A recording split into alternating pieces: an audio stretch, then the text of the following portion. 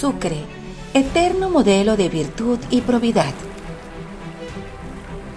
Firme en su credo, todas sus acciones las encamina a mayor honra y gloria del libertador Simón Bolívar, pues comprende que de éste depende la patria y de gran parte de los pueblos de la América Meridional.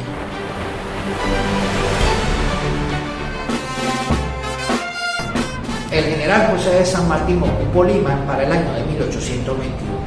Sin embargo, para poder lograr el control del territorio peruano, se tuvo que enfrentar con situaciones muy incómodas que lo debilitarían posteriormente y provocarían su salida del Perú.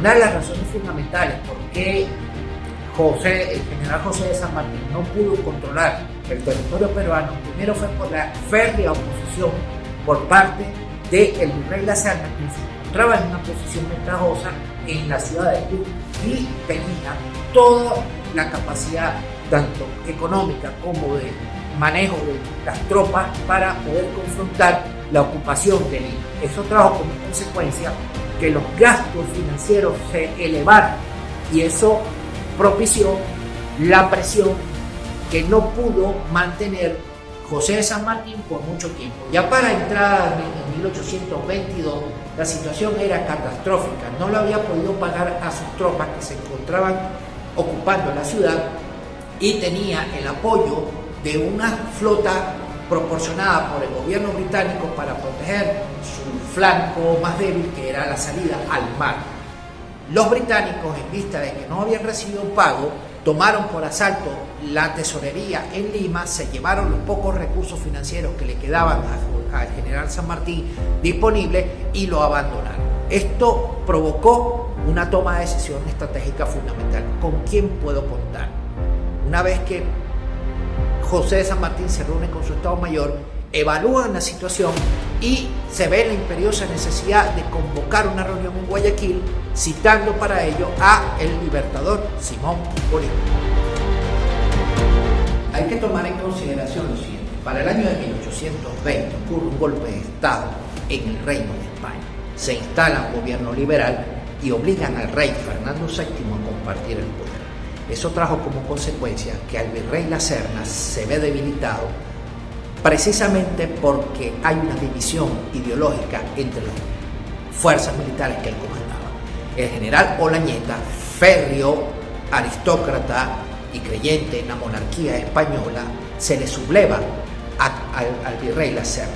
Eso propició que el virrey La Serna se debilitara para enviar al general Valdés a condenar y a terminar la sublevación de Olañeta, que se había alzado en el sur del territorio peruano. Bolívar vio una extraordinaria oportunidad ya para 1823 de contraatacar y preparar la campaña que llevaría como definitiva la derrota del virrey La Serna y el general Canterac en la Pampa de Quinua, en Ayacucho. Es importante considerar lo siguiente: en el transcurso del año de 1823, Bolívar comienza a diseñar la estrategia para poder contraatacar con ferocidad la posición del virrey La Serna, que se encontraba en las alturas de Cusco. Para ello empezó a desplazar unidades militares y a reclutar nuevas tropas, y eso va a permitir que se ejerza una enorme presión sobre el virrey La Serna, que ya tenía que enfrentar tanto al alzado Olañeta al sur del Perú y a Bolívar, que viene avanzando desde el norte buscando llegar a las alturas del Cusco, donde él se encontraba comandando y despachando el virreinato. Sin embargo, para 1823 el rey Fernando VII derroca al gobierno liberal, toma el control de la monarquía, y eso le da al libertador Simón Bolívar la oportunidad de iniciar operaciones para poder contraatacar al virrey La Serna.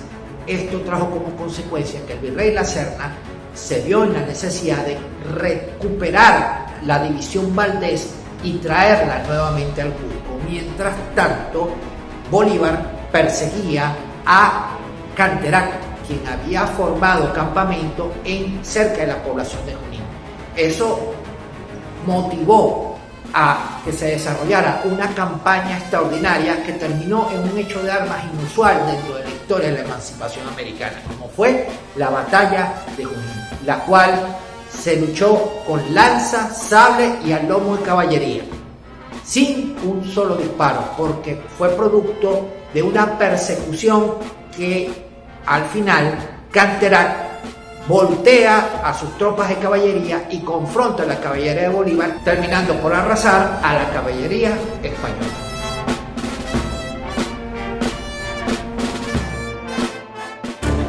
Para 1824 el desarrollo de la campaña militar se estaba presentando de una manera extraordinaria, favorable a las intenciones que el Libertador había diseñado con el Estado Mayor, y para el 28 de julio de ese mismo año recibe una carta proveniente del Congreso de Bogotá donde se le ordena entregar el mando del Ejército Libertador. Eso trajo como consecuencia que el Libertador Simón Bolívar pusiese en peligro el desarrollo de la campaña militar. Sin embargo, observando las capacidades que el general de división Antonio José de Sucre había demostrado a lo largo y ancho de toda la campaña, Bolívar ve en él la figura indicada para entregarle el bastón de mando y continuar con la operación militar.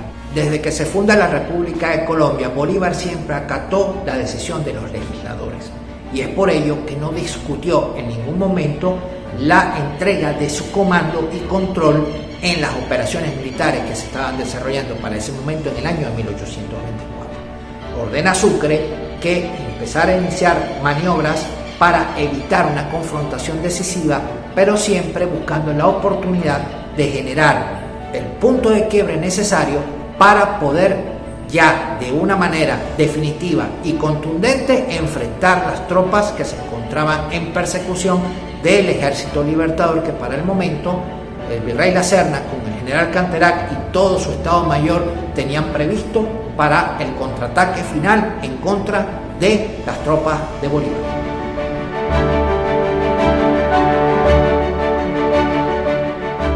Sucre tiene la extraordinaria misión de evaluar la situación táctica operacional que el virrey La Serna estaba presentando, porque es el último, el virrey, que empieza a desarrollar una operación de persecución. Se ve la necesidad imperiosa de cumplir la orden del general Sucre de no confrontar a las fuerzas españolas hasta que se viera en una posición táctica ventajosa que le proporcionara a los elementos de combate comandados por Sucre y todo su Estado Mayor General poder dar batalla. Y esa situación se presenta precisamente el 9 de diciembre de 1824 en la Pampa de Quinua, hoy conocida como Ayacucho.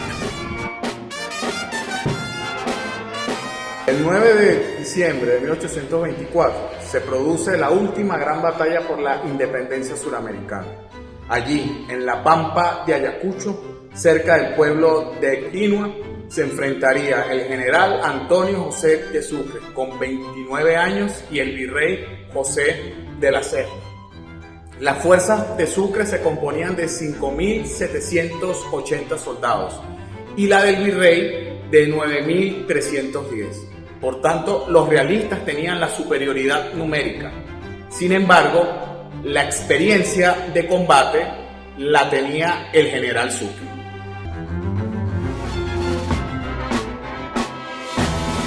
Cuadro de Martín Tovar y Tovar, pintor venezolano, de 1895.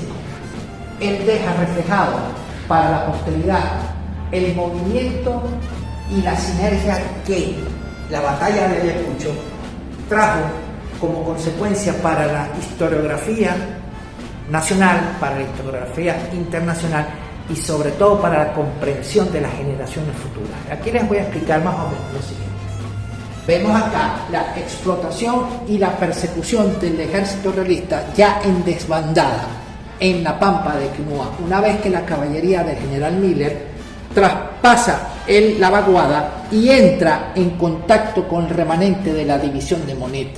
Una vez que esto sucede, se desarticula y se descoordina el dispositivo composición y fuerza que el general Canterac, junto con el virrey La Serna, que ya había sido hecho prisionero y herido en el combate, trajo como consecuencia final. Sin embargo, fue la colocación en una de las alturas del Condorcunca, la bandera tricolor de la República de Colombia, que trajo como ya definitiva situación final que el general Valdés, el general Monet y el general Ferraz dejaran de combatir. Eso trajo como consecuencia que dieron la orden de entregar o dejar las armas y procedieran a pasar a ser prisioneros del momento histórico en la batalla que posteriormente se conocería como la gloria del mariscal de Ayacucho, Antonio José de Sucre. Y como su escena central sería la capitulación, la rendición final. ¿Rendición de quién? Del general José de Canterac, a quien observamos aquí, presentado por el mariscal José de la Mar. ¿Y presentado a quién? Nada más y nada menos que al general Antonio José de Sucre, que es el que está ocupando el escenario central del cuadro. Como bien lo acaban de explicar, la escena que tenemos en esta parte sería la explotación, la persecución de la caballería republicana, y podemos ver aquí también las divisiones realistas en el cerro de Condorcunca. Y por aquí encontramos a la oficialidad realista que ha sido, que se está rindiendo, y aquí los podemos ver con las caras hacia abajo, tristes, con el general Antonio José de Sucre para acordar los términos de una capitulación que se vendría a firmar al día siguiente en la población de Quinua, en la cual los realistas terminarían siendo totalmente derrotados y reconocerían la soberanía del Perú. Dos generaciones de historiadores, dos generaciones que han venido trabajando y desarrollando nuevos conceptos, nuevas formas de presentar la historia, y es un valor extraordinario compartir acá con el compañero historiador toda esta aventura que se está desarrollando en este año bicentenario, que es la batalla de Ayacucho, final fundamental de la guerra de emancipación iberoamericana. La última batalla, la batalla que cierra el proceso. El ciclo bicentenario culmina el 9 de diciembre de 1824 en las Pampas de Quinoa, en Ayacucho.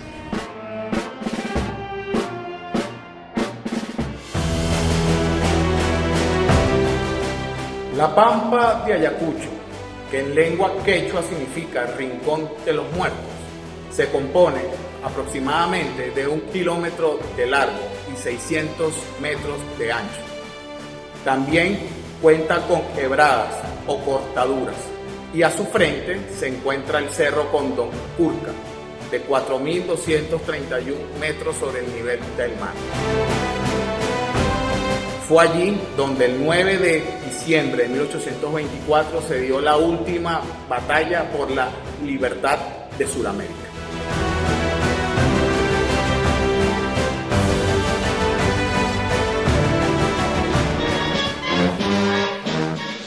El general Sucre es el padre de Ayacucho, es el redentor de los hijos del sol. Es el que ha roto las cadenas con que envolvió Pizarro el imperio de los incas. La posteridad representará a Sucre con un pie en el Pichincha y el otro en el Potosí, llevando en sus manos la cuna de Manco Cápac y contemplando las cadenas del Perú rotas por su espada.